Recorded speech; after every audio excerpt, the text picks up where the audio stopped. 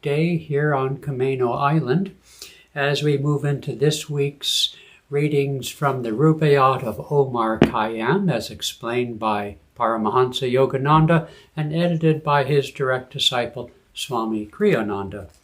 Today we're on stanza or quatrain number 47.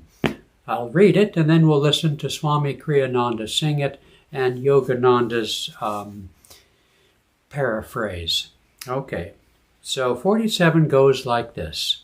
And if the wine you drink, the lip you press, end in the nothing all things end in, yes, then fancy while thou art but what thou shalt be, nothing, thou shalt not be less.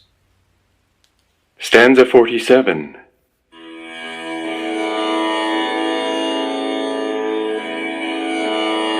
And if the wine you drink, the lip you press, end in the nothing all things end in, yes, then fancy while thou art but what thou shalt be, nothing, thou shalt not be less.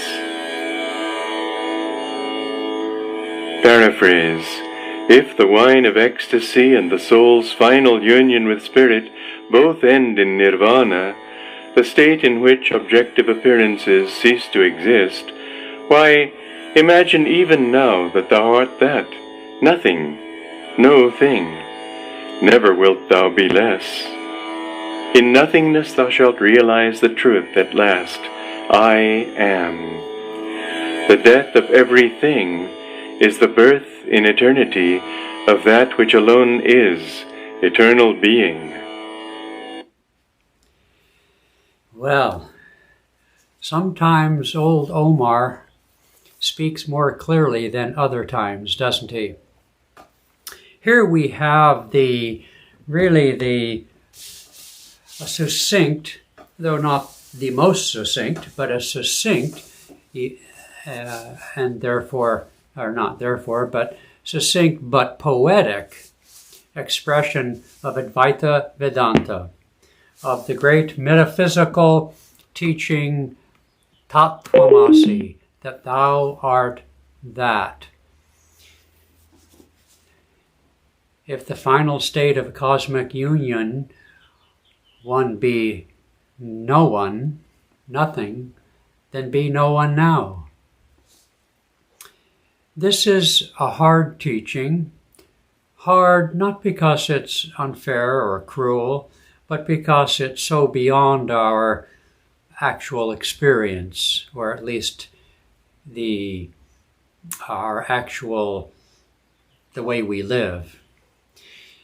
You see, the I am, which is taught throughout the East and West as the fundamental basis of all creation, the fundamental consciousness out of which the creation with its innate intelligence and its vibratory manifestations, all things in creation are in flux.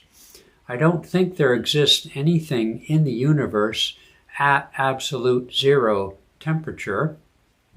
All things are moving. Fiat lux, let there be light. All pantare, all is flux. And so this underlying stratum of consciousness, which has many names in the different traditions, is said to be the only essential and eternal reality out of which the great diversity of objects and thoughts and feelings, emotions, and so forth arise from the great sea of vibration. What does this mean, however, for us practically? Well, I think as I have said in one or more past readings from the Rubaiyat, that Krishna is asked this in the Bhagavad Gita. And he says that for most people, it's easier to project, if you like, to attune, to imagine that this substratum of consciousness, which is called by many names and no names, but I'll just call God for now, to approach that from the something that we are, or we believe ourselves to be, to the nothing that He is very difficult. There is a chasm, not unbridgeable, but a chasm nonetheless. That chasm is called nirvana, no thing. That chasm is the death of the little self. And the little self, well, all things in creation or otherwise, being essentially eternal, have as their basis that knowing of their immortality. And out of this immortality and its knowing comes the first law of consciousness, which is sometimes known as the law of survival. And our instinct to retain consciousness, to survive, is deeply rooted in the knowing of our immortality. Our unwillingness to face death, for example, to think about death, to make a will, to prepare our lives for the final exam, as Swami Kriyananda puts it in a well-known essay in his book, Religion in the New Age. Our reluctance is because we are immortal. The feeling that young people have, I tend to think young men more than young women, but I wouldn't know. The feeling that young men have that they're immortal, can ride a motorcycle at 90 miles an hour, or do the things that they do, or like my daughter, just jump out of a gondola on a bungee cord in Switzerland. These things we do, which are risky anyway, at least statistically, jumping out of airplanes and so forth. That immortality we have is rooted in truth. It's just that the body isn't immortal. And here we are in the week of Easter, in which we, or at least traditional Orthodox Christians, celebrate the physical resurrection of the body of Jesus in human form after his death at crucifixion. And so it is that both in the Judaic tradition and then later into Christianity, the whole idea that our bodies would be resurrected is a ongoing theme, and it's a twist and a misunderstanding of the immortality of the soul. The twist is to imagine that the ego with its body remain eternal. And yet even that isn't totally twisted. Paramahansa Yogananda said that even when the soul at last achieves cosmic consciousness, emerges, goes past nirvana and into the great bliss of eternity, of God, there is retained. What is infinity if it doesn't include everything, right? So that everything has to include all those past lives, all those sins, all those misidentifications. So everything exists in infinity. And so on one level, those bodies and that principally the ego that inhabited those bodies, the memory of those bodies, the memories of those lifetimes, the identifications that we took on in those lifetimes as male or female or whatever, the identification we had in respect to our success and failures, all of that is retained in the Akashic record of the divine knowing, the infinity of God. And so, in that sense, we survive upon our freedom in God. But it's not the sense that most people imagine, where I sit there and I strum the harp and it's me, I'm praising God and so forth. It's not to say that there isn't some of that on the journey towards self-realization, but it's a misunderstanding. So it's at least a slight, twist, shaken, not stirred, if you will.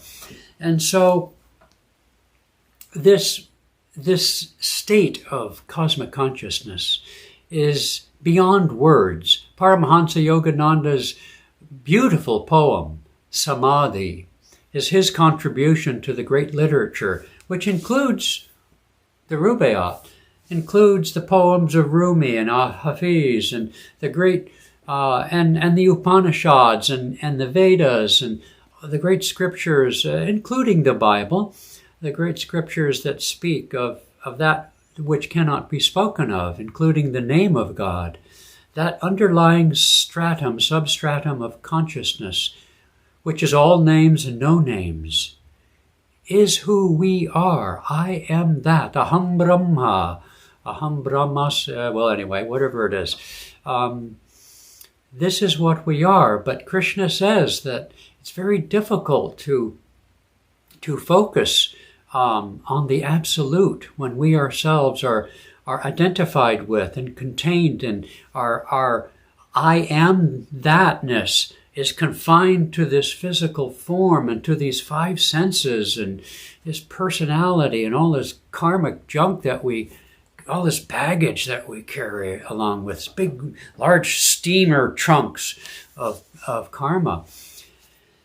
I was thinking late last night, I think, maybe I was even dreaming, and the image came to me, because this has been a lifelong question for me. And so much so that I couldn't even, in good faith, say the name of God, say the word God for a very long time, or hesitated to do so. Because this I-thou relationship, which Yogananda and all the great saints affirm. There are, of course, the saints of Advaita Vedanta. I think in the one who is best known to me, who I have a great affection towards, which is Ramana Maharshi, though his expression was quite limited. Anything that's pure jnana yoga is quite limited in its utility for the daily struggle of life, but still I do incline that direction. Think of the Adi Shankaracharya, for example, and so many other great souls down through history, but they are the exception. Most of our saints are bhaktas, and practice bhakti, which is devotion. But what came to me late last night, perhaps in a dream, was the realization that whereas humanity worships the false idols of money and pleasure and power and so on, the idols, if you will, of the deities and the idols, if you will, of the great saints and masters are those whose vibration is, if not wholly one with cosmic consciousness, as with Jesus and Buddha and Yogananda and this lineage, in the case of other saints and even some of the deities who perform lower functions, are far more in tune with it than I am.